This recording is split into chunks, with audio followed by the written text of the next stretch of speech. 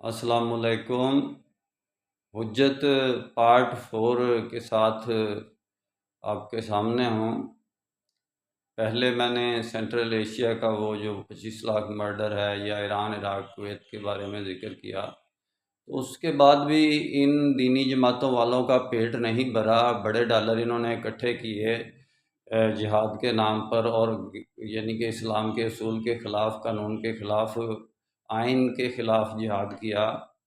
اللہ کے علاوہ یعنی غیر اللہ کے لیے، طاغوت کے لیے، جن قرآن میں آیا ہے کہ وہ جو اللہ کے بندے ہیں وہ لڑتے ہیں اللہ کی راہ میں، جو طاغوت کے بندے ہیں وہ لڑتے ہیں طاغوت کی راہ میں۔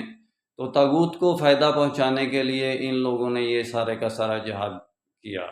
اس کے بعد طاغوت کو فائدہ پہنچانے کے لیے ان لوگوں نے لبیک یا غزہ کا یہ ایک جہاد کا ایک نام لے کر کہ ہم مر جائیں گے، کٹ جائیں گے، یہ کر دیں گے، وہ کر دیں گے، ایک تحریک چلائی، اور میں منع کرتا رہا۔ 2-3 سال سے میں منع کر رہا تھا، تو یہ باز نہیں آئے۔ تو بعد میں پتہ چلا کہ وہی لبیک یا غزہ کا سپریم کمانڈر جو ایران کے اندر تھا، سب سے بڑا اس تحریک کو چلانے والا، وہ اسرائیل کا ایجنٹ، موساد کا ایجنٹ نکلا، اور جو باتیں میں کر رہا تھا ساری کی ساری سچی ثابت ہوئیں۔